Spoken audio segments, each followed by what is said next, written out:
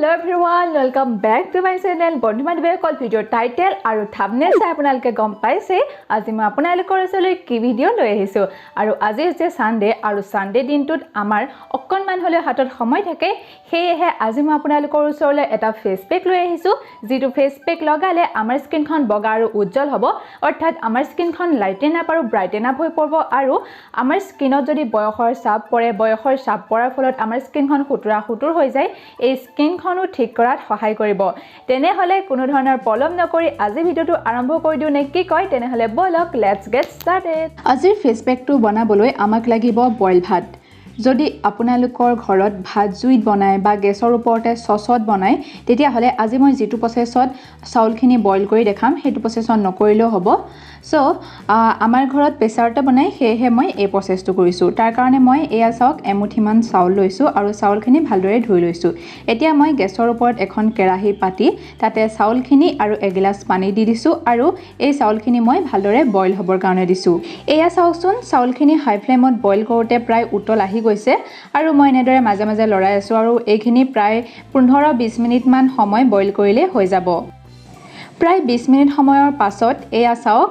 চাউলখিনি ভাতলৈ পৰিণত হৈছে আৰু এইখিনি মই এটা ঠাণ্ডা হ'বৰ কাৰণে ৰাখিম তাৰ পিছতে মই মিক্সিত এইখিনি পিছি লম ভাতখিনি প্ৰায় ঠাণ্ডা হৈ গৈছে এতিয়া মই মিক্সিৰ বাটিত এই ভাতখিনি ভৰাই লম আৰু ভালদৰে পিছি লম এয়া চাওকচোন কিমান ধুনীয়া এটা পেষ্ট হৈ গৈছে আৰু এতিয়া মই এই ভাতৰ পেষ্টখিনিৰ লগত 1 চামুচ মৌজুল মিহলি কৰিম মিক্সিং এইখিনি মই ভালদৰে মিক্স কৰি ললো আৰু এই ফেস পেক আমাৰ স্কিনত লগাবলৈ ৰেডি হৈ পৰিল ইয়া মই ফেস পেকটো এটা লগাবলৈ লৈছো আৰু ফেস পেকটো লগোৱাৰ আগত মই স্কিনখন ভালদৰে ফেস ওয়াশ কৰি ধুই আহিছো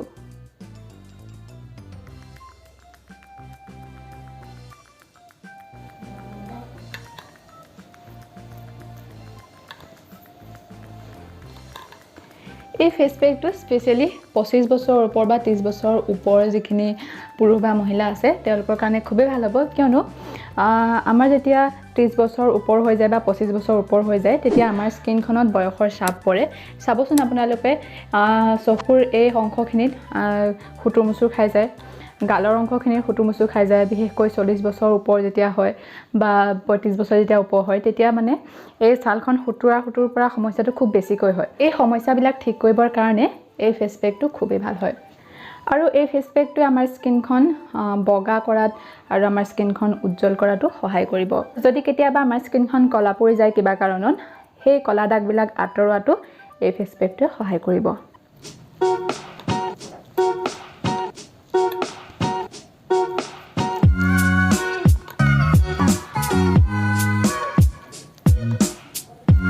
এই ফেস পেকটোত মই মৌজুল ব্যৱহাৰ কৰিছো মৌজুলে আমাৰ স্কিনখন খুব ধুনীয়াকৈ ময়শ্চাৰাইজ কৰি ৰাখে আমাৰ স্কিনখন সতেজ কৰি ৰাখে হেহে আজি মই মৌজুল ব্যৱহাৰ কৰিছো এয়া মোৰ স্কিনত ফেস পেকটো লগা হৈ গল এতিয়া মই এই ফেস পেকটো শুকাবৰ কাৰণে ৰাখিম আৰু যেতিয়া শুকাই যাব আমাৰ স্কিনখন খুব টানি ধৰিব তেতিয়া মই ঠাণ্ডা পানীৰ সহায়ত ভালদৰে স্কিনখন ধুই আহিম গাইস মোৰ মুখত ফেস পেকটো প্ৰায় শুকাই গৈছে চাওক আৰু মই প্ৰায় 15 মিনিট সময় এনেদৰে ফেস পেকটো ৰাখিছিলো আৰু চাওক এটা ডাঠ তৰপ টাইপত হৈ গৈছে আৰু মোৰ স্কিনখন টানি ধৰিছে যেতিয়া স্কিনখন টানিবলৈ ধৰিব তেতিয়া এই ফেস পেকটো আমাৰ স্কিনৰ পৰা ধুই দিব লাগে সো এতিয়া মই ভালদৰে স্কিনখন ঠাণ্ডা পানীৰে ধুই আহিম তাৰ পিছত আপোনালোকক পুনৰ লগ পাই আছো সো আপোনালোকে ভিডিওটো চাই থাকিব গাইস মই ফ্ৰেছ হৈ আহি গলো আৰু ফেস পেকটো লগাৰ পিছত মোৰ স্কিনখন খুবেই স্মুথ লাগিছে আৰু বহুতেই সাফা লাগিছে সো আপোনালোকেও সপ্তাহত এদিনকৈ এই ফেস পেকটো ব্যৱহাৰ কৰিবচোন যদি আপোনালোকৰ স্কিনখন কিবা কাৰণত কলা পৰি গৈছে বা আপোনালোকৰ স্কিনত বয়সৰ চাপ পৰিছে এই সমস্যাবিলাক দূৰ কৰিবৰ কাৰণে আপোনালোকে এই ফেস পেকটো এবাৰ নিশ্চয় ব্যৱহাৰ কৰি চাব আৰু আপোনালোকে এই ফেস পেকটো এমাহ বা দুমাহ ব্যৱহাৰ কৰি চাওকচোন তেতিয়া আপোনালোকে ভাল ফল পাব পাৰিব এতিয়া মই অকণমান স্কিন কেয়াৰ কৰিলো মই আগতেও বিভিন্ন ধৰণৰ ভিডিঅ'ত আপোনালোকক কৈছো আমি ফেস ওয়াশ কৰাৰ পিছত বা ফেস পেক লগাৰ পিছত আমাৰ স্কিনখন ময়শ্চাৰাইজ কৰি ৰখা বা হাইড্ৰেট কৰি ৰখাটো খুবেই প্ৰয়োজনীয় হয় সো অকণমান স্কিন কেয়াৰ মই কৰিলো এতিয়া মই ৰ'জ ৱাটাৰ টোনাৰটো অকণমান লগাই লৈছো আৰু মুখত এনেদৰে এবজৰ্ব হৈ যাবলৈ দিম তাৰ পিছতে মই ময়শ্চাৰাইজাৰ লগাই লম